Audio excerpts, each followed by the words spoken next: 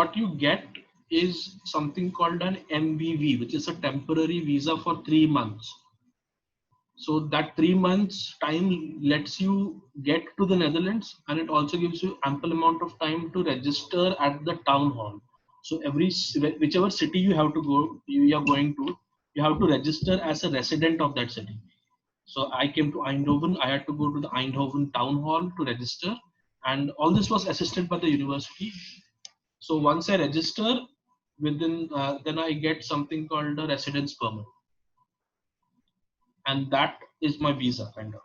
So my visa it gets, so it does not, it's no longer valid with after 3 months, but you have a residence permit which proves that you are a resident of a European country. And wow! And in 3 months you get that? Yeah, but that residence permit is valid, I think, for 1 year. No, sorry, valid till the end of your masters for 2 years. I see.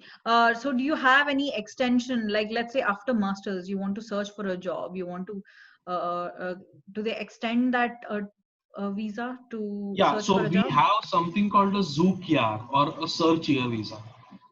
The search year visa, it gives you 1 year to be a resident of the Netherlands and look for jobs here.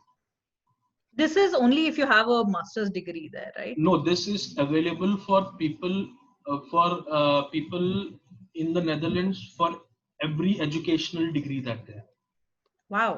So I've already used up one of my Zoekjaars after my masters, and I have another 1 year left if I, let's say, want to look for another job. So I have to apply for that Zoekjaar within 3 years of graduating. I see. Okay. So Cool. this search year visa is also eligible for people who have graduated from the world's top 200 universities. So you don't have to have graduated from a Netherlands university to get that visa? No, it's available for the graduates from the Netherlands and for people who graduated from the world's top 200 universities. Oh, that's interesting. So where is this list available? Can some people Google and get this list of 200 universities? I think so. I think. Okay, cool. I'm I not would sure. suggest, interested people go Google, okay? Yeah. So, okay, that's cool. And so this residence permit you have, when you get a job, does it get converted to some other visa? You get a new residence permit. Okay, and that, how does it work? Is it attached to your job like the US, or is it separate? No, you get some. No, it is attached to your job. So I got a residence permit that's valid for 5 years. I got a permanent contract, so that means I can, after 5 years, I have to extend my residence permit. Okay. It looks something like this. So it's just a card. It tells you the details of how you're registered as well.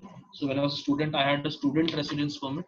When I did my PhD, I had a scientific researcher residence permit. And right now I have a knowledge-based migrant residence.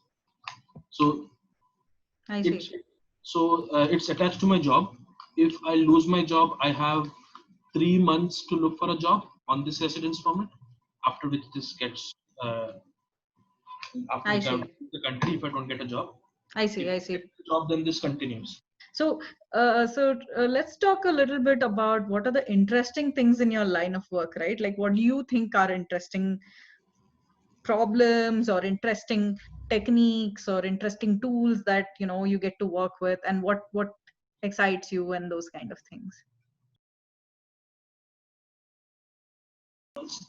For starters, right now I'm working for a company called Altran as a consultant, but I'm doing a project for ASML. So one thing that excites me about ASML is the amount of code that they have. I think they have like 100 million lines of code in their entire software, and I get to work directly on that. So that's kind of exciting for me at this point of time. But again, because of COVID-19 and stuff, I'm stuck indoors. So it's a bit irritating doing Skype meetings and not being around your colleagues and stuff. I see.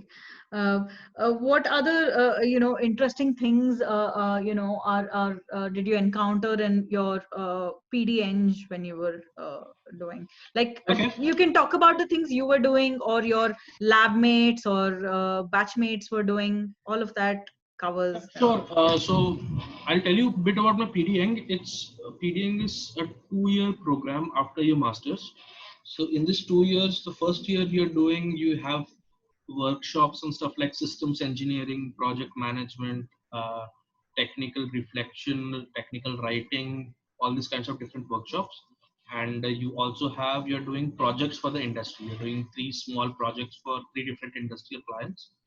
And in the second year of the program, you are leading a project on your own, and you're doing it for 12 months at an industry. So in my first year, I did 3 projects. I did one for a team called Tech United Eindhoven, and they work on football playing robots. So, wow, that's so exciting. yes, They're actually building this. Yeah, so they participate in the World RoboCup mid-sized league competition every year, and I think they're currently world champions or second in the world or something like that. I'm not sure. I haven't kept track, but yeah, I think they're world champions right now. So they have this team of 5 incredibly fast, fully autonomous robots. So they're doing everything themselves, passing and making strategies and all these things. They're doing everything themselves. So what we were trying to do in one of those projects was trying to create try to work on a drone that can fly above these robots and can referee a match autonomously.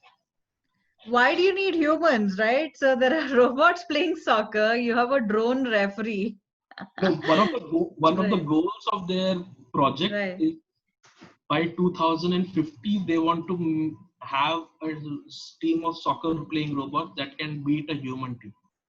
So that's the goal of this entire long-term project. It's amazing that they have goals like this too, right? Like they set goals like this and they try to achieve it. Yeah. I think this vision is of the league where different teams from all over the world participate.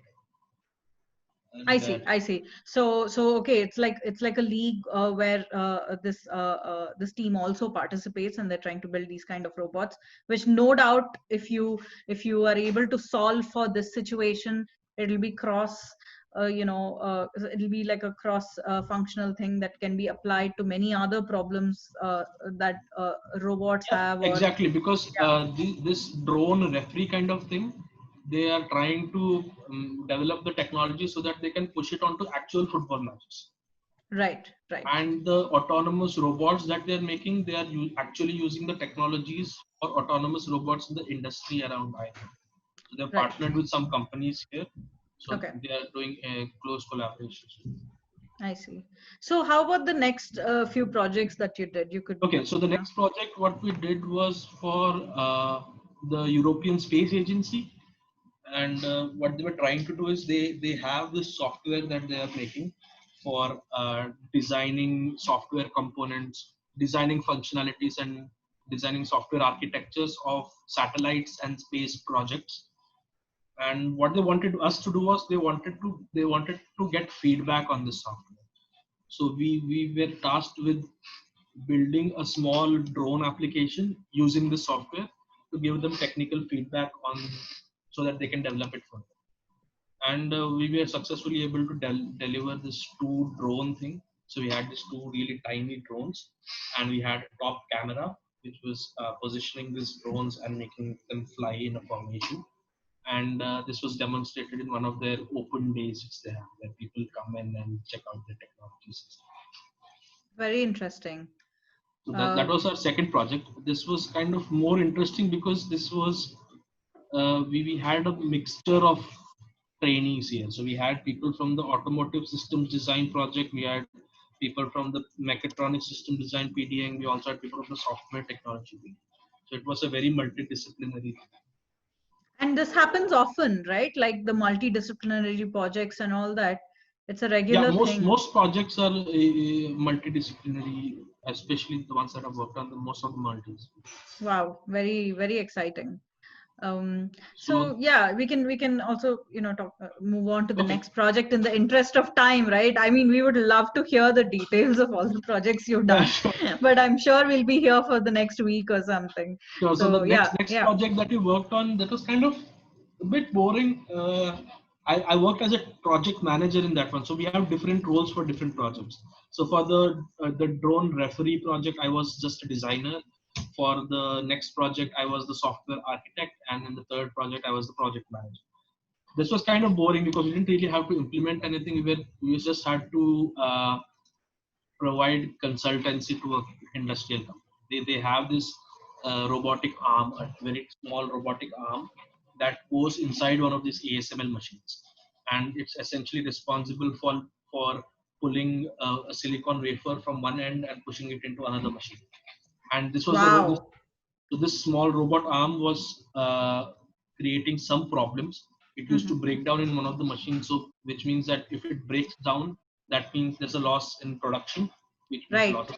The chips are extremely expensive, so Yeah, human beings can't handle the stuff. You need some high precision instrument, yeah. or like a robotic arm to kind of do this So kind of thing. the Yeah. robot was breaking down. So our job was to a team of 7. Our job was to analyze the solution and so analyze the problem and provide solutions in order to improve it.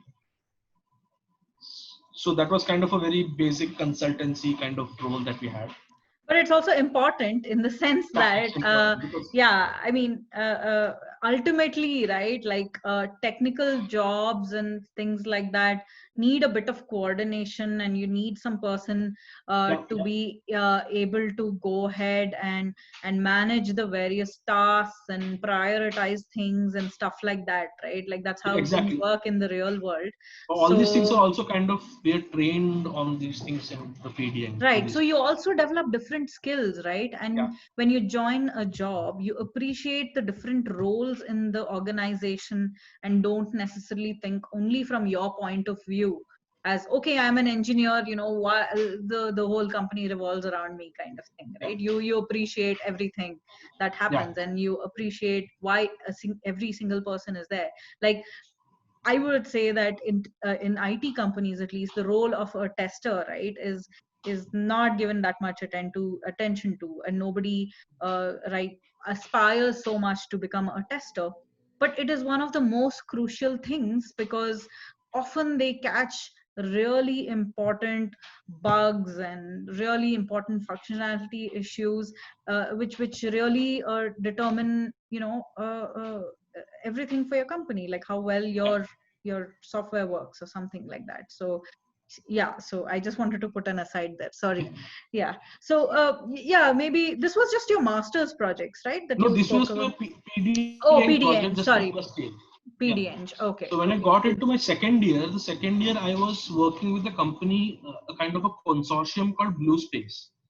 And Blue Space is, I think, a consortium of 15 companies and universities around Europe.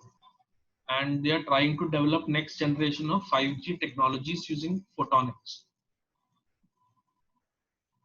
And they are I doing this see, I really, see. they're doing this really interesting things. And what one of those things that they wanted to do was they wanted to see the real life application of uh, their 5G technologies in some kind of an industrial application. So that was kind of my project. I was trying to interface their 5G hardware with one of the university's the football playing robots, to try and see if I can maybe do some kind of funny things with it. So like uh, offload some of its computation to a remote server to see if the performance remains the same, Very or interesting. kind of try to stream video out of it and see what kind of latencies I'm being able to see. So that was kind of a project. So it was kind of new for me as well, because I was kind of being pushed into the telecom field out of a blue. So yeah, so that was my final PDing thesis.